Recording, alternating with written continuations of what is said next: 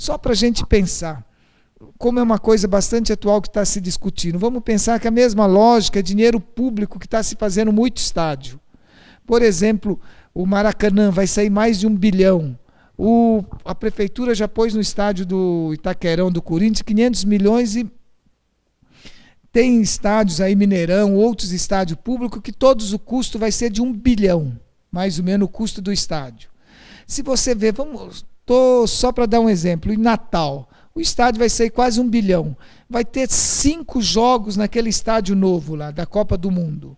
Só para ver, cada jogo, talvez a Croácia contra a Albânia, que não tem nada a ver com o Rio Grande do Norte. O custo para fazer esse jogo está saindo 200 milhões de reais do cofre público. É muito. Não, só para ver assim, que significado. Gente, 200 milhões numa cidade é mais que o orçamento da assistência social, é maior que o orçamento de habitação de uma cidade ou de alguns estados. Agora, você imaginar que está sendo investido esse dinheiro para um jogo, na média. Não vem de volta. E essa coisa aí de que o turismo, o desenvolvimento, aí, os legados da Copa, não tem comprovação nenhuma que esses 200 milhões vão vir em retorno para o país. Ah, mas esse estádio vai ficar. Agora, tinha um estádio para fazer jogo de futebol que não precisava tudo isso daí. Vocês veem em Manaus, por exemplo, só para usar a mesma lógica dessa expansão. Manaus não tem nenhum time na primeira divisão. O estádio vai custar 1 bilhão. Só para ver, de recurso público. Ah, mas depois vai ter jogo lá. Então não tem assim. E os estádios que tinha era suficiente para ter. Não precisava demolir. E fora toda a questão dos despejos que tem gerado isso daí, se aproveita desse momento para fazer isso. E outra coisa complicada, por exemplo, dessas grandes obras aí, é a lógica que perpassa. É a cidade disputando com cidade, no mundo inteiro. É a cidade sendo usada como mercadoria, lugar de ganhar. Então, uma cidade disputa com outra, mas na verdade é quem consegue dar mais lucro para o grande capital internacional. E isso daí passa bem nessas lógicas, na expansão agora de muitos bairros.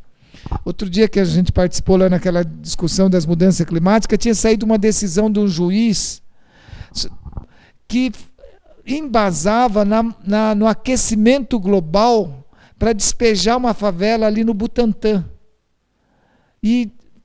Porque ali tinha sido Mata Atlântica. Mas se eu usar o fundamento do juiz para despejar a favela Vila Esperança, que está desde 1960 instalado ali, dizendo do aquecimento global, que a Mata Atlântica, um monte de baboseira bonita, a hora que você lê é emocionante. Só que por quê? Porque ali no Butantã tem conjuntos ali de classe alta, altíssima renda fazendo. E o pessoal não quer ficar olhando da sua janela, ficar vendo a favela. E aí a pressão do juiz usa de um discurso do aquecimento global para despejar a favela. Então, essa é a lógica que a gente tem que entender bem para a gente poder enfrentar.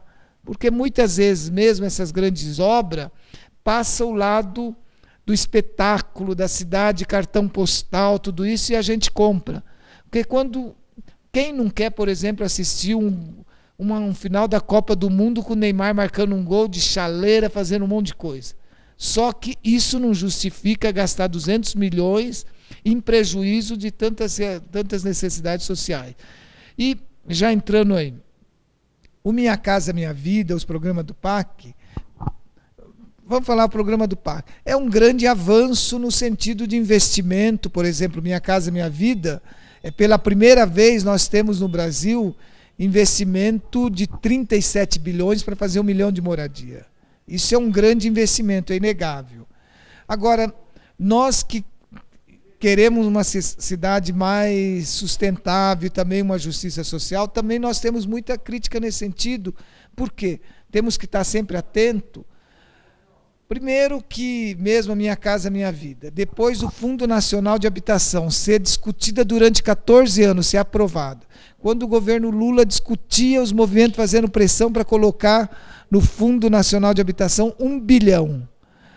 Com a crise de 2008 na Europa, com pressão das grandes empreiteiras, aparece 37 bilhões para produzir habitação popular. enquanto estava se discutindo um sistema de habitação, apareceu Minha Casa Minha Vida. É lógico que Minha Casa Minha Vida é importante em termos da dimensão, mas só para a gente ver assim, enquanto não tinha 1 bilhão para pôr no Fundo Nacional, apareceu, por interesse frente à crise, 37 bilhões para fazer 1 milhão de casas. É lógico que mesmo o programa Minha Casa Minha Vida é importantíssimo, porque nós temos um déficit habitacional de 7 milhões de moradia no Brasil. O Minha Casa Minha Vida, Minha 1 e o 2 vão produzir 2 milhões de moradia. Então é importante. Só que ainda mesmo Minha Casa Minha Vida 1, por exemplo, era 200 mil moradia para quem tinha renda até 3 salários mínimos. Só que a gente viu que o déficit maior era para quem tem de 0 a 3, quer dizer, até 0 a 3. Só 20% era para 0 a 3. Eles já melhoraram no Minha Casa Minha Vida 2 para 600 mil moradia para quem ganha de 0 a 3. Então, é um programa importante, com subsídio alto, só que tem algumas questões estruturais complicadas, por exemplo. Mesmo as empreiteiras preferem produzir acima de 3, né? Isso é um problema. Outro problema, o custo da terra, que também nas cidades grandes está sendo inviabilizada, né?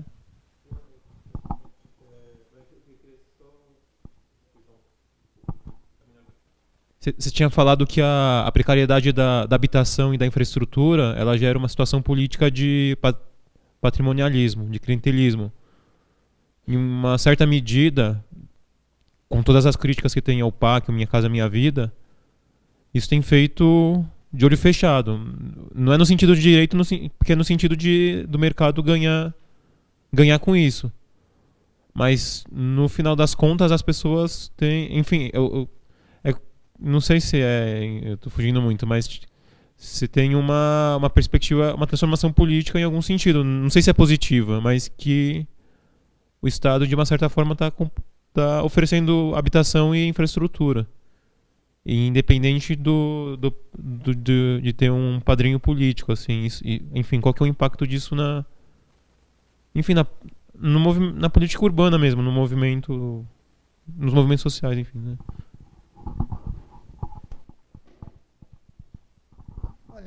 Eu acho que, pensando no PAC, nesses programas de infraestrutura, por exemplo, mesmo financiamento da Copa, tem grande parte do recurso do PAC, né? Eu acho que, assim, uma análise desses grandes programas, ele tem um lado importantíssimo, por exemplo, da construção de infraestrutura, a gente não pode negar, principalmente saneamento básico, que tem a ver com a moradia. Agora, tem muitas vezes que mesmo o PAC tem sido utilizado para despejar. Grande parte da população que está com infraestrutura em favela, que aí, justificando algumas infraestruturas, você às vezes tem estudo de impacto ambiental, mas não tem do impacto social.